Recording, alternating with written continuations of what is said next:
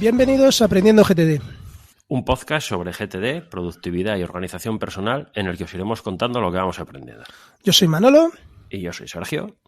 Y en este episodio vamos a hablar del libro El camino de Steve Jobs, de Jay Elliott y William L. Simon.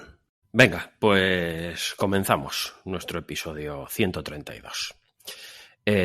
Comenzamos el mes de noviembre con un nuevo, como os ha dicho Manolo, un nuevo análisis de un libro que ya tiene unos añitos desde su publicación. Concretamente se llama El camino de Steve Jobs y se publicó en el año 2011, prácticamente al mismo tiempo que fallecía Jobs, ¿no? No obstante, el autor, Jay Elliott, nos habla en todo momento como si Jobs estuviera vivo aún. Obviamente el planteamiento y la creación de este libro pues ya se había planificado con bastante antelación a la muerte del CEO de Apple, ¿no? Y el libro nos cuenta a través de la narración de pasajes de la vida de Steve Jobs, mientras que el autor además trabajaba con él, pues cómo dirigía la compañía y sus equipos, la importancia que daba al producto y la obsesión que tenía por los detalles. Bien, bueno, respecto a los autores, pues Jay Elliott comenzó su carrera como programador de IBM, de ahí pasó a Intel como director de operaciones y bueno, pues posteriormente fue fichado por Steve Jobs para Apple. Allí ejerció como vicepresidente ejecutivo y responsable de operaciones corporativas. Y posteriormente, pues cuando dejó Apple, se fundó la empresa Amigo Software INC y actualmente es el CEO y fundador de la sociedad Nubel INC, que también está dedicada a temas de software.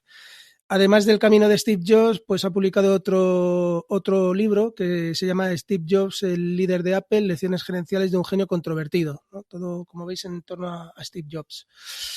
En la portada aparte aparece ahí en pequeño que, pues que colabora también en la escritura un tal William L. Simon, que es el autor de varios bestsellers del New York Times, como Icon, Steve Jobs, The Greatest Second Act in the History of Business, y que es la biografía más vendida de Steve Jobs, y luego otro libro que se llama The Art of Deception, Controlling the Human Element of Security, que escribió con Kevin Mitnick, que pues por lo visto es el hacker más famoso del mundo. En esto yo estoy un poquito pegado. Tiene aparte otros 30 títulos más publicados, o sea que es un autor muy prolífico. Sí, prolífico el tío. Bueno, el libro del que os vamos a hablar se encuentra dividido en 5 partes y cada una de ellas pues consta de varios capítulos, ¿no? Hemos intentado sintetizar la esencia de cada capítulo para grabar un episodio, ligero, tratando de que sea ligero. Y como siempre, pues os invitamos a profundizar en el post del blog, que va a ser más completo, aunque todo lo que comentemos aquí, y a leer el libro, por supuesto. Bueno, pues empezamos si quieres con el libro. Sí. El libro se inicia con una nota del autor donde nos habla de la importancia de la figura de Steve Jobs y que hacía diferente pues al resto de líderes de otras grandes compañías, ¿no? Jay además avisa al final de esta nota del autor que cuando hable de productos se está refiriendo a productos y servicios, pero lo llama solo producto, pero que tengamos en cuenta ese tema. Y luego, pues empieza con un prólogo en el que nos cuenta pues cómo fue la manera de Steve Jobs, la manera en que conoció a Steve Jobs. Bueno, pues la primera parte entramos ya y se llama El zar del producto, ¿vale? Y comienza con el capítulo número 1, que es la pasión por el producto. Y aquí van a hablarte, como indica el título, de la pasión por el producto y su perfección que tenía Jobs. Cuenta que era el mayor consumidor del mundo y que esa pasión por el consumo le hacía dar aliento de vida al Macintosh como el ordenador para el resto de nosotros, ¿no? O configuraba la tienda de iTunes y el iPod por su amor a la música y el deseo de llevarla a cualquier sitio, ¿no? Amaba utilizar el móvil, pero odiaba los teléfonos pesados y torpes y feos y difíciles de usar. Y eso le llevó pues a crear el iPhone, ¿no? Que un teléfono que yo creo que no hay nadie en el planeta ahora mismo que no conozca. Y luego nos cuenta pues cómo después de la marcha de Wozniak, de Steve Wozniak, de Apple, Jobs intentó hacerse con el control del proyecto estrella de la compañía, el ordenador Lisa.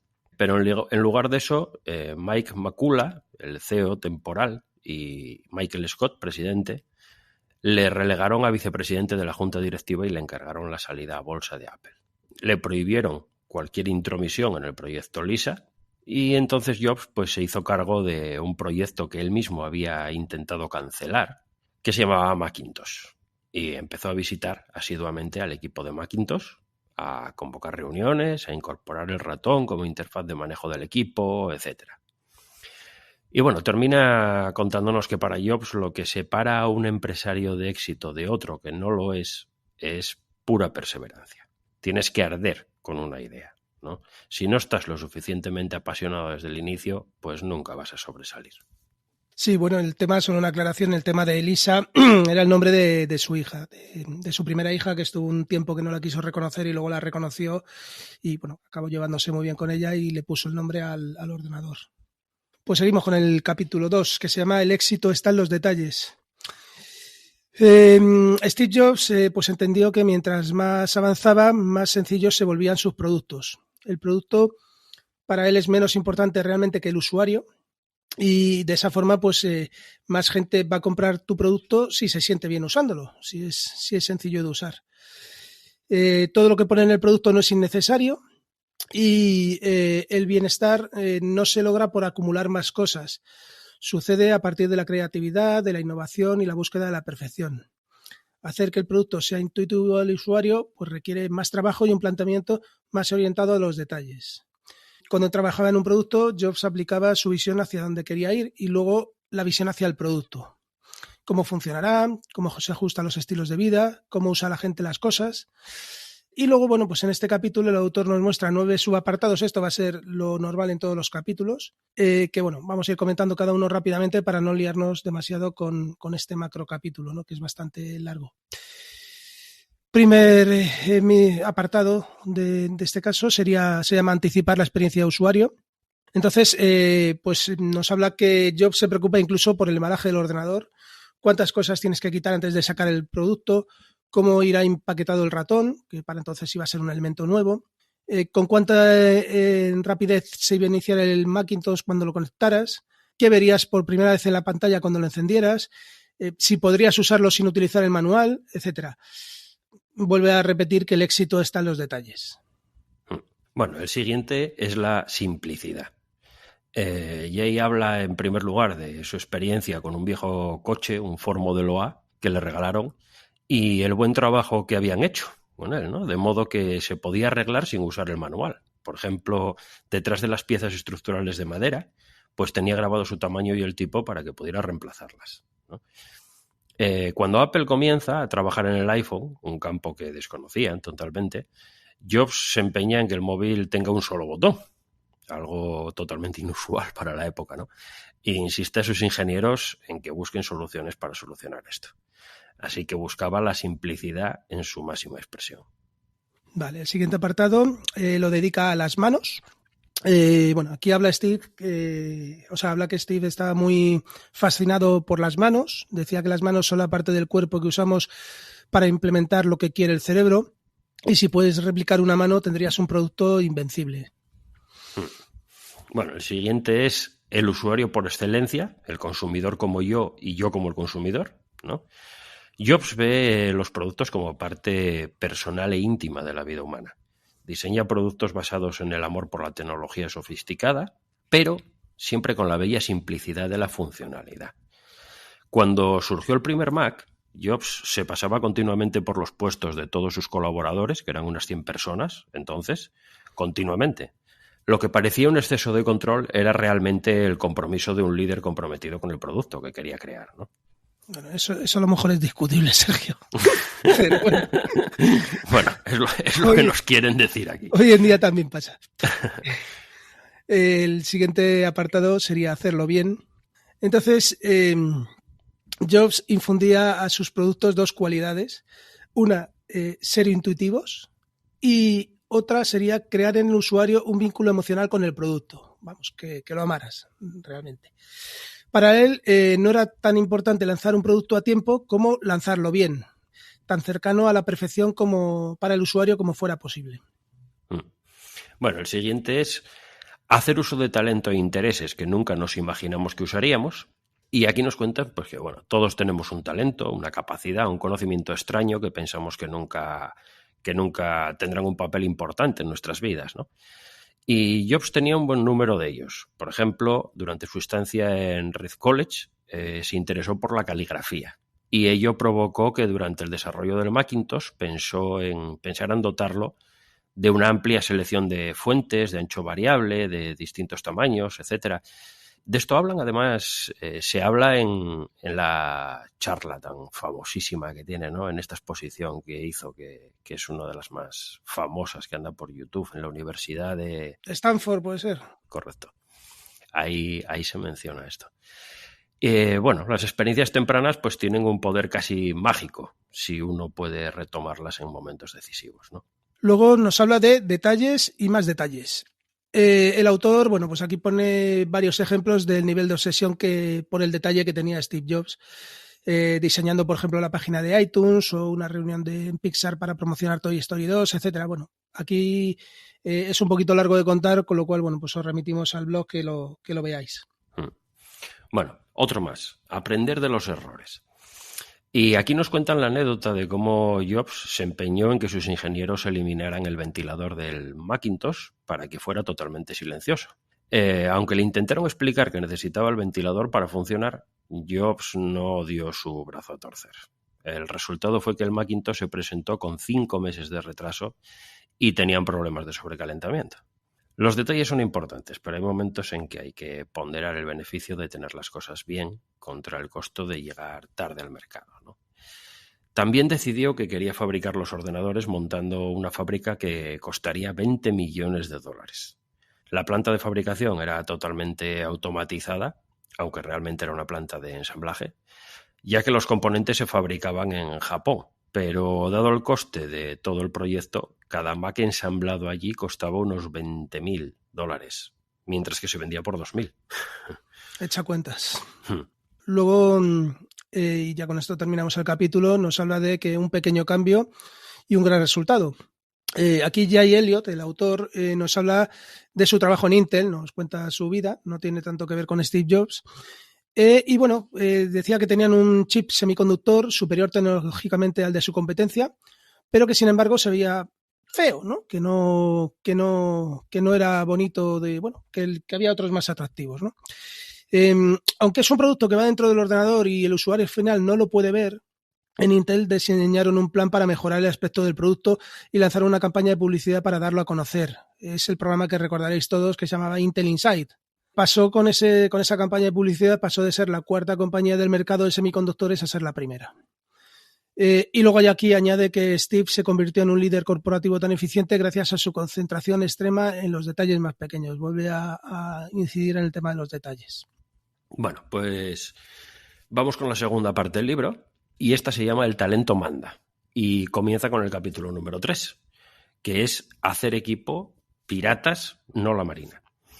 Jay nos hace una pequeña introducción de un retiro que hicieron en el Hotel Carmel Inn con el equipo de Macintosh y cómo los integrantes de dicho equipo se estaban bañando desnudos a las 8 de la mañana mientras los huéspedes del hotel que estaban desayunando pues no sabían a dónde mirar, ¿no? Una vez más vuelve a hacernos una serie de subdivisiones sobre cómo hacer equipo, y la primera de ellas es crea una cultura de equipo. El equipo de Macintosh había pasado de 5 a 30 personas y Jobs preparó esta reunión fuera de la oficina para asegurarse de que todos estaban en la misma frecuencia y se movían en la misma dirección. Quería un equipo que llegara con ideas frescas y originales, que no fueran gente convencional y que se atrevieran a llegar más allá. Gente nadando desnuda era un síntoma de que había tenido éxito, ¿no? Bueno, eran extrovertidos, eso está claro. Sí. Luego nos habla de elementos de construcción de un equipo. Entonces, pues cuando esta gente llegó al retiro, al hotel de Carmel, les iban dando a cada miembro del equipo una camiseta con el logo Piratas, no la Marina. Fue el lema, fue un grito de guerra que tenían, que ayudaría a construir un equipo de gente que se uniría y se apoyaría entre sí. Estas reuniones fuera de la oficina, pues bueno, provocaron un sentido de pertenencia y que todos estaban juntos en esto. Bueno, vamos con la siguiente, que se llama La virtud de los equipos pequeños orientados al producto. Steve entendía que un pequeño grupo de piratas con talento a la que se dejara trabajar libremente sin restricciones en las circunstancias adecuadas, motivadas por el entusiasmo correcto, podía alcanzar aquello que la Marina no puede. Entonces sabía que si el grupo crecía mucho, empezarían un montón de bloqueos organizacionales que harían todo esto más lento, como ocurre siempre, ¿no? No quería que el equipo de Macintosh pasara de 100 personas. Decía que si necesitamos contratar a alguien con una experiencia particular, alguien se tendrá que ir.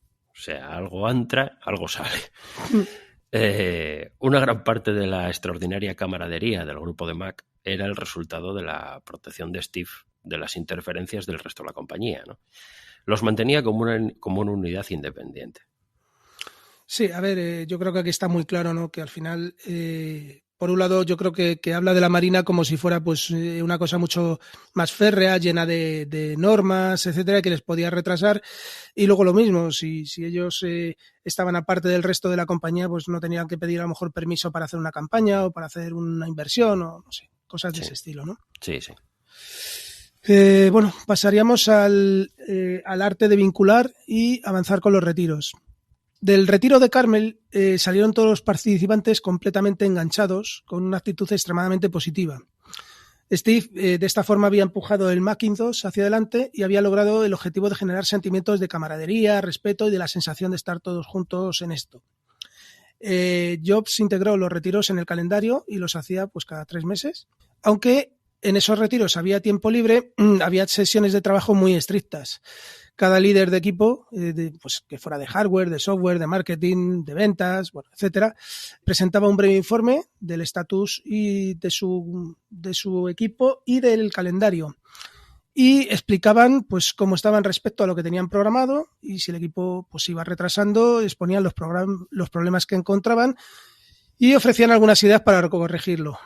Cualquier asistente podía hacer sugerencias y bueno, pues se trataba un poco de airear los problemas que tenían y darle solución entre todos. Bueno, uno más. Este se llama El líder como jefe de los piratas, ¿vale? Y aquí nos cuentan cómo Steve quería que todos expresaran sus ideas y opiniones independientemente de su nivel jerárquico dentro de la compañía, ¿no? Solo pedía que fueran ideas sensibles y bien informadas. A menudo iniciaba una reunión de forma provocadora e intensa para luego evolucionar a una conversación en que determinaba que no eras un incompetente. Era como un sargento entrenando reclutas, machacando algo al comienzo de la reunión para luego cambiar a una postura inspiradora, ¿no? El ejecutivo de Apple, John Louis Gasset, respaldaba el estilo que tenía Jobs con una frase que era: las democracias no producen grandes productos, necesitas a un tirano competente. Entonces, pues bueno, Jobs era un tirano del producto, ¿no? Sí, esto también me suena. La siguiente parte sería aprender a reconocer una mala decisión y seguir adelante. Bueno, entre todos estos fallos que tenía Steve, pues una vez más se empeñó en una visión del producto que finalmente iba a ser irrealizable, ¿no? Quería a toda costa crear su propio disco duro para el Macintosh, porque bueno, parece ser que él miraba el mercado y no había ninguno que estuviera a la altura de su ordenador. Entonces inició un proyecto que se llamaba TUIWI, que estaba destinado a fabricar pues ese disco duro a la altura del Macintosh. El proyecto pues no salió adelante porque cuando sacaron los primeros discos duros los datos de lectura del TIWI eran muy malos en general. Y bueno, pues al final Jobs mató el proyecto. Pero bueno, como dijimos al principio, había otro ordenador que se estaba creando, que era Lisa, y el equipo de trabajo dijo que sí, que montaban el TIWI en su ordenador. El resultado, pues al final fue que tuvieron que sustituir el disco duro de 6.000 compradores de Lisa. Casi nada. Bueno, vale, pues vamos con la siguiente. Esta se llama El gerente total. Y aquí brevemente pues nos habla de que Jobs también era un excelente contable y que las proyecciones de ventas que hacían él y Debbie Coleman eran mejores que las del CFO corporativo, el director ejecutivo, Joe Graziano. Sí, vamos, que era un todoterreno. Luego habla del espacio, dispone el escenario para la gente. En 1981, Jobs trasladó a todo el equipo de Macintosh a un edificio en Burnley Drive que había usado previamente el grupo de Apple II. El espacio central del edificio era un gran atrio donde pues Steve Jobs puso su oficina cerca de la entrada principal y el resto del equipo en cubículos y laboratorios en arcos a su alrededor. Era como pues un director de orquesta y enfrente tenía a sus músicos. En el atrio aparte pues puso un piano, puso máquinas de videojuegos, puso un frigorífico lleno de zumos y esa zona se convirtió en un lugar en el que los empleados se reunían y pasaban el tiempo, ¿no? Y bueno, pues intercambiaban opiniones. Posteriormente, bueno, pues vimos que Pixar y Google tendrían bastante cobertura a nivel de prensa por tener espacios similares a este, pero bueno, Steve Jobs siempre estaba a la vanguardia, siempre innovaba en estos temas. Bueno, una más. Cultura corporativa, la vieja escuela. Aquí Jay compara la cultura corporativa de IBM con la de Apple. En IBM, pues siendo grandes profesionales, se alejaban cada vez más del producto. Llevaban camisa blanca y corbata, y el presidente del consejo, Frank Carey, decía que IBM era como un supertanque muy grande y difícil de manejar. Cuando están andando no puedes cambiar fácilmente. Esto, bueno, lo vemos mucho con las grandes corporaciones, ¿no? Lo que ocurre. Toma 21 millas dar la vuelta y 16 millas detenerse. Jay sentía que no pertenecía a este lugar. Y eso en Apple pues nunca pasó, ¿no? Sí, aquí incluso comentaba el autor que en unas vacaciones se dejó barba y cuando volvió pues le veían como un bicho raro, ¿no? O sea, como muy estandarizado, sí que no le pegaba con la corbata que llevaba, no sé, una cosa muy loca. Seguimos. Aquí dice, si te haces rico, ¿dirigirías de la misma forma?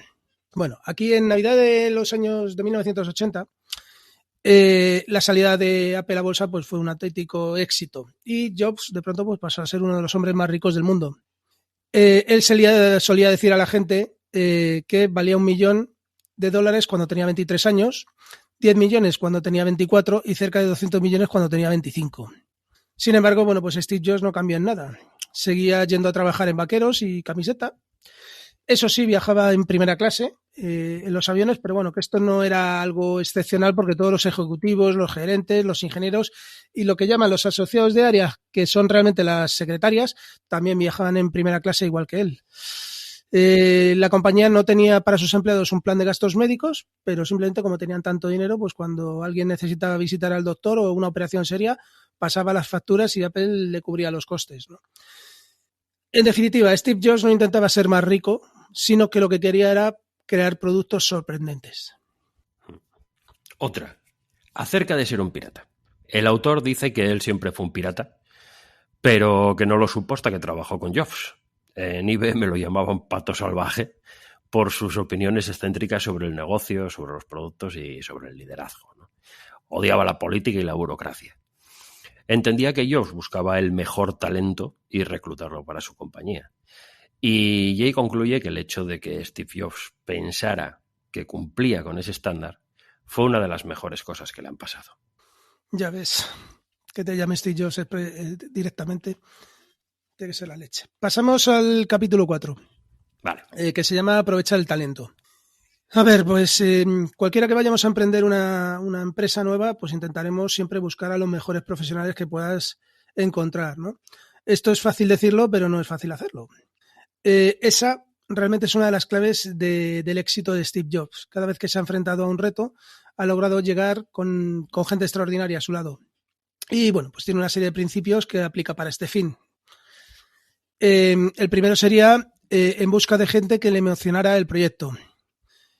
Andy Herfeld, ingeniero de software, fue llamado por Mike Scott, presidente de Apple, que había estado despidiendo a ingenieros de Apple durante el llamado miércoles negro, ¿no?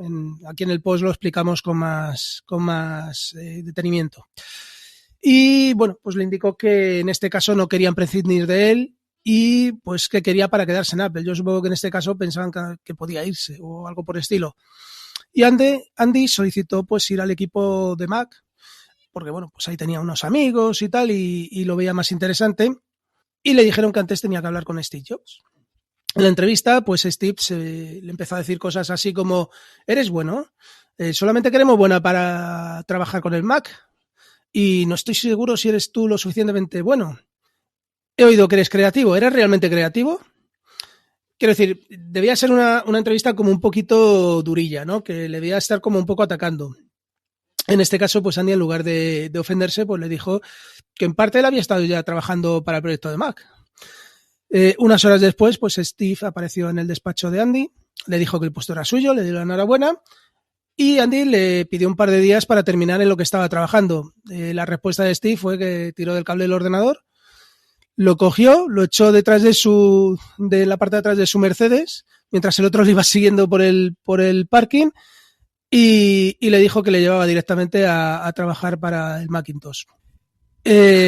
Mientras iban en el camino, pues le dijo que Macintosh iba a ser lo mejor que le pasaría a la industria de la informática, ¿no? Por su parte, bueno, pues Andy había impresionado a Steve por ser tan directo y por su fascinación con el producto, ¿no? Pero bueno, básicamente que Steve Jobs no admite esperas ni nada por el estilo. No, ya se ve. Bueno, vamos con otro. Solamente IQs altos, por favor, se llama este. Y bueno, aquí nos cuenta que Steve solamente estaba dispuesto a tener a su alrededor a gente que a su juicio tenía un IQ de 3 dígitos y que no fuera incompetente. Porque parece que él solo tenía 2 categorías. Si no eras brillante, eras un incompetente. Entonces, si realizabas algo que no cumpliera con sus estándares, pues inmediatamente te consideraba un incompetente. Que por suerte, pues al día siguiente o esa misma tarde, pues se lo había olvidado, ¿no? Como Steve no era el único que contrataba gente, pues claro, esto era un problema. Tuvieron que plantear cómo extenderían las ideas, estas sólidas ideas de reclutamiento y trabajo en equipo al resto de la organización. Entonces confeccionaron un documento que enumeraba la cultura corporativa de la compañía, lo trasladaron al resto de la compañía y visitaron el resto del mundo para asegurarse que los reclutadores cumplieran con los estándares fijados en Cupertino. Sí, bueno, en una empresa que empieza a ser tan grande, supongo que tenían que hacer algo por el estilo. Seguimos. Una forma distinta de contratar. Aquí nos hablan de la contratación de Bob, es que no sé cómo se dice, Belleville, que entonces, bueno, pues era la cabeza tecnológica de las impresoras de la oficina en el Park. El Park, como hemos dicho al principio, era el centro de Xerox. Bueno, perdón, aquí no lo hemos dicho, lo hemos puesto en el post. Lo aclaramos, era un centro que tenían las impresoras de Xerox y donde se desarrolló el primer ratón y todas estas cosas, ¿no? Bueno, pues este Bob era un hombre extremadamente inteligente y cuando le ficharon hizo de enlace entre los hackers del equipo de Mac y Steve Jobs. Era muy hábil y conseguía que sucedieran las cosas convenciendo, sin imponerse, a pesar de que era un tío pues muy, muy inteligente, seguramente por encima del resto del equipo.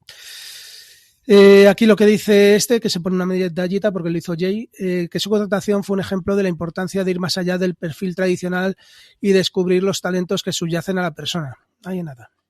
Casi nada, sí. Bueno, usa tu producto como un llamamiento para el talento. El amor de Steve por los productos de Apple hace que estos atraigan fuertemente a la gente más talentosa y creativa del mundo, ¿no?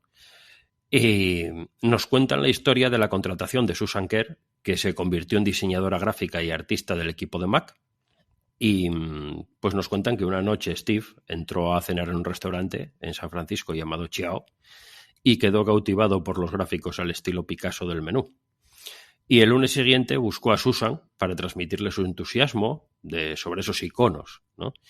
Y él entendía que Susan captó la esencia y la simplicidad de todo y creó los iconos del Mac, la tipografía. Quiero decir que se llevó a esta chica, ¿no? A esta mujer. Entonces, bueno, pues cada equipo necesita la chispa de al menos unos cuantos creativos que piensen diferente. Esto debería sonaros, el tema de Think Different, ¿no? Lo suficiente como para poner el ejemplo en todos los demás, ¿no? Que se contagie a lo largo de todo el equipo. Luego, el talento llama al talento. Entonces, aquí lo que dicen es que la gente buena se convierte en tus mejores reclutadores. Un buen pirata generalmente tiene siempre un amigo o un familiar que es igual de bueno. Steve decía que los mejores ingenieros son grandes multiplicadores. Supongo que se refiere a multiplicadores del equipo, ¿no? Steve y Jay pues tenían también en marcha varios programas para captar el mejor talento para Mac. Ofrecían un bono de $500 si recomendaban a alguien para su contratación. También empleaban un sistema de amigos que ponían a cada nuevo elemento bajo la tutela de alguien de la organización. Esto sí es lo normal, ¿no? Para que se vaya imbuyendo de la cultura de Apple. Y también, bueno, pues enviaban a los mejores empleados que habían contratado en los últimos 2 años para reclutar en las escuelas donde se habían graduado, ¿no? Porque supondrían que allí pues seguían saliendo buenos trabajadores. Bueno, uno más. Contratar a los jugadores A. Jobs contrataba a gente que fuera capaz de enfrentar su escrutinio y que no se sintiera amenazada por una crítica puntual dirigida no solo a mejorar el producto, sino a hacerlo el mejor, ¿no? Uno de sus principios era contratar a gente A, como él los llamaba. Si contratabas a algún B, pues pronto atraerías a más Bs e incluso a Cs, ¿no? Después de todo esto, pues el autor nos habla del fichaje y la importancia de Jonathan Ive, de John Ive. Ive había ganado el premio de diseño estudiantil de la Royal Society of Arts 2 veces.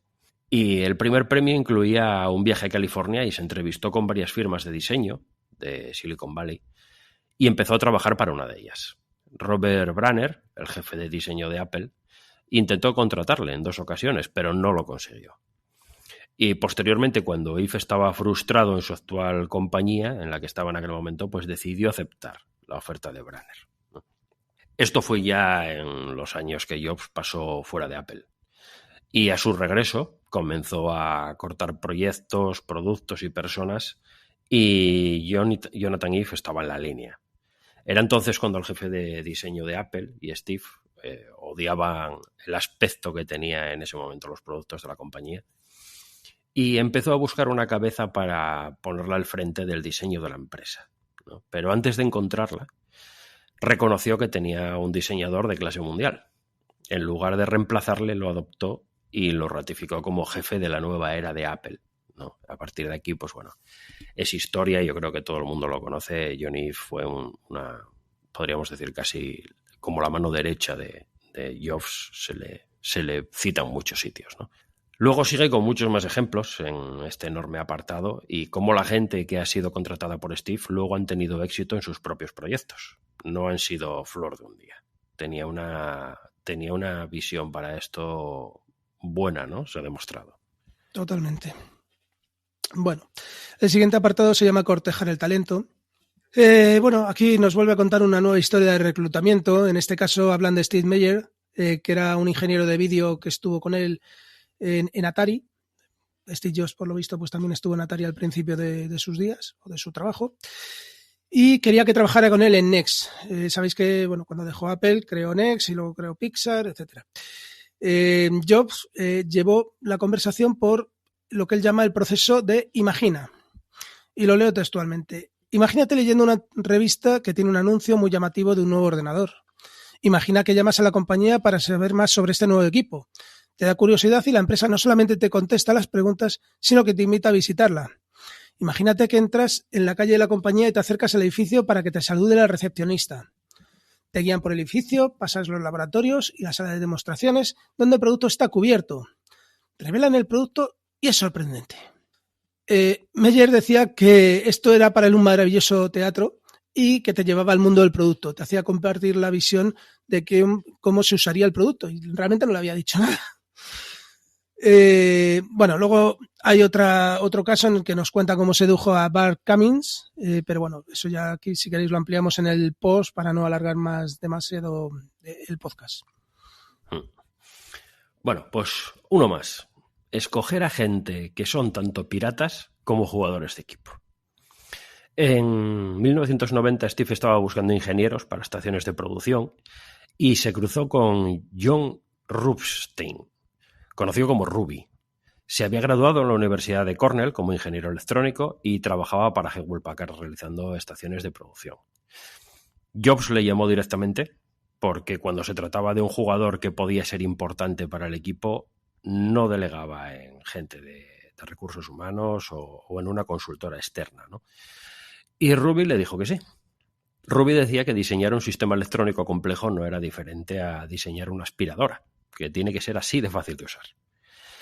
Y bueno, Ruby iba a jugar un papel clave en el desarrollo del iPod y de los productos subsiguientes que vinieron, ¿no? Pues seguimos. Crear una atmósfera que atraiga el talento. Aquí Ray nos habla que trabajar en Apple supone trabajar en proyectos innovadores, lo que lo hace más interesante que trabajar en cualquier otro lugar, ¿no? Además, Steve Jobs hacía lo posible para mantener a la gente buena en su empresa. Otro, adquirir los hábitos de Steve. El autor nos cuenta cómo ha aprendido de Steve Jobs a contratar gente, ¿no? Pone varios ejemplos y concluye diciendo que al buscar talento no debes dejarte guiar por tu primera impresión, sino que tienes que asegurarte de que encuentras a la persona real. A veces descubres al pirata donde menos lo esperas. Sí, esto es cierto que en una entrevista de trabajo la primera impresión siempre dicen que cuenta, ¿no? Sobre todo cuando el entrevistador, bueno, pues solo ve la primera impresión, ¿no? No profundiza más en si puede ser bueno para el puesto o no. Y aquí ya llegamos al capítulo 5, que se llama La recompensa para los piratas. Entonces, bueno, nos cuenta que Steve Jobs reconoce hasta el extremo a su gente, ¿no? El ejemplo más memorable, pues bueno, fue cuando dijo que los artistas firman su trabajo y decidió que la firma del equipo de ingenieros debería estar dentro de las cubiertas de los primeros Macs. El 10 de febrero de 1982, cada persona del equipo firmó un gran pedazo de papel, que yo supongo que lo usarían como plantilla, incluyendo incluso a Steve Wozniak, que supongo que estuvo trabajando inicialmente en el proyecto, y firmó pues con su conocido Woz. Los compradores de Mac nunca verían esas firmas dentro de la cubierta, pero los ingenieros que los desarrollaron sabían que estaban allí. Y nos cuenta aquí empezamos otra vez con los apartaditos estos. El primero sería inspirar a involucrarse personalmente. Steve Jobs conseguía que la gente del equipo se conectara con lo que hacía. Les convencía de la importancia de su contribución al éxito del producto. Muchas compañías, bueno, pues ofrecen premios en forma de salario. Este también es el caso de Apple, por supuesto, pero Steve era muy bueno para dar otro tipo de reconocimiento a la gente y mantener a esa gente altamente motivada. Cuentan que tenían una reserva de champán para festejar cuando se lograba algún objetivo pequeño, pero importante para el producto. Cuando iban a repartir un bono, pues Jobs cogía el cheque en un sobre blanco y se lo entregaba personalmente al colaborador. En otra ocasión cuentan que entregó una serie de medallas al equipo de ingenieros de Mac para demostrarle lo mucho que apreciaba su esfuerzo. Y después del lanzamiento del Mac, pues apareció de pronto en donde trabajaba en un camión lleno de ordenadores y entregó un ordenador a cada uno de los miembros del equipo en una especie de ceremonia, ¿no? Donde a cada uno lo iba llamando por su nombre. Lo mismo hizo luego con el iPhone. Bueno, otro punto más. Alentar al artista interior. Steve siempre ha visto a su equipo de diseño como artistas y en una ocasión incluso llevó a todo el equipo a un tour por el museo de Louis Comfort Tiffany en 1982, porque Tiffany era un artista que había dado con éxito el salto a la producción en masa, ¿no? Como un ejemplo de ese salto. Sí, era un señor que trabajaba el vidrio y que bueno, pues que consiguió prácticamente hacerlo en serie en el siglo XIX, o sea que estaba bien. Continuamos. Hacer que la gente se entere. Primero, bueno, pues comenta que pocas veces los reporteros escriben sobre los rasgos de carácter más impresionantes de Steve Jobs, ¿no? Bueno, no sé, supongo que aquí no se refieren a que no escribían lo que ellos querrían que escribieran, ¿no? Y luego, bueno, pues se explican, que no sé qué relación tiene mucho con este punto, lo que es el sabático en Apple. El sabático es que al cumplir un empleado 5 años en la compañía, les dan un mes libre con derecho a paga, pero digamos que no es para irse de vacaciones. Se espera que esa persona regrese con nuevas ideas acerca de un producto. El sabático es un tiempo para revitalizar el pensamiento creativo. Interesante. Una idea interesante, sí. Bueno, otro más. Practicar la motivación presencial. Aquí resaltan que Jobs estaba en todas partes y preguntando en qué se estaba trabajando o qué problemas había, ¿no? Para alguien esto podría resultar incómodo, pero lo que quería transmitir en realidad es que se interesaba no solo por el producto, sino también por las personas. Una táctica de liderazgo de Steve, sesiones de revisión muy frecuentes. Debía ser un agobio este hombre. Además de los retiros del equipo cada 3 meses, todas las semanas Steve fijaba sesiones de revisión del producto. A pesar de toda esa comunicación, cuando le surgía alguna duda o pregunta, Jobs llamaba al líder del equipo del producto a cualquier hora para revisar. Podía estar cenando o a punto de irse a la cama. Bueno, aquí dice que sí, que Steve rompe alguna de las reglas, pero se pregunta que por qué su soporta esta gente las interrupciones a deshoras, ¿no? Esto que llamamos ahora el apagón digital, ¿no? Jay dice que, bueno, pues que es difícil trabajar para un perfeccionista, pero que lo soportas si te esfuerzas en ser tan enérgico y entusiasta e inspirado como tu líder, ¿no? Otro, ¿los empleados usan tus productos? En una empresa que vende productos o servicios que los empleados pueden usar, pues tienes que asegurarte que tus empleados no sean solamente usuarios de lo que ofreces, sino que además sean entusiastas usándolos, ¿no? En los días previos al Mac, los empleados nuevos eran contratados a prueba y se esperaba que aprendieran a usar el Apple II. Después de 3 semanas se les realizaba un examen. Y si no se habían molestado en aprender cómo usar el ordenador, pues era un signo que no les importaba el producto, ¿no? Y entonces se les acompañaba a la puerta. En 1985 crearon una tienda Apple para empleados donde podían abastecerse de productos con importantes descuentos para ellos, ¿no? Y luego, bueno, pues el último punto de este capítulo sería la recompensa más grande. Hay pocas cosas en el mundo de los negocios de más valor que tener un equipo con gente a quien realmente le importa la compañía y sus productos, ¿no? Eso es lógico. Muchas veces la recompensa más grande para los piratas de Steve es la emoción de ver sus productos presentados con esa notoriedad, el tipo de notoriedad que en el que Steve Jobs era tan bueno, ¿no? Estas presentaciones maravillosas que hacía de los productos, ¿no? Bueno, pues si te parece dejamos aquí este episodio. Sí, llevamos casi 45 minutos. Sí, todavía nos queda tirón para otro. Así que nada, en el siguiente pues acabamos con el resumen y con todos los comentarios y las conclusiones que queramos ver sobre el libro. Bueno, hasta aquí yo creo que ya mi opinión es que se ve bastante bien esa visión particular que tenía Jobs, ¿no? Que le hizo tan famoso y esa personalidad arrolladora que tenía, ¿no? Esas convicciones tan fuertes que le hacían, pues en muchas ocasiones, llevar un poco la contraria a cómo estaba funcionando el mercado, ¿no? ¿Tú qué piensas, Manolo? Sí, yo creo que era un tío muy obsesivo. Sobre todo sí me impresiona el tema de que lo que dicen, ¿no? Que él veía primero el producto y luego pensaba cómo construirlo, ¿no? Pero él, lo primero que veía era el final, ¿no? Que yo creo que muchas veces los ingenieros lo que hacen es primero ver cómo pueden ir llegando y quemando la meta hasta llegar al producto, ¿no? Pero en este caso él sí tenía muy claro lo que quería hacer, por ejemplo con el iPhone es muy claro, quería un teléfono sin botones y no paró hasta que lo consiguió, ¿no?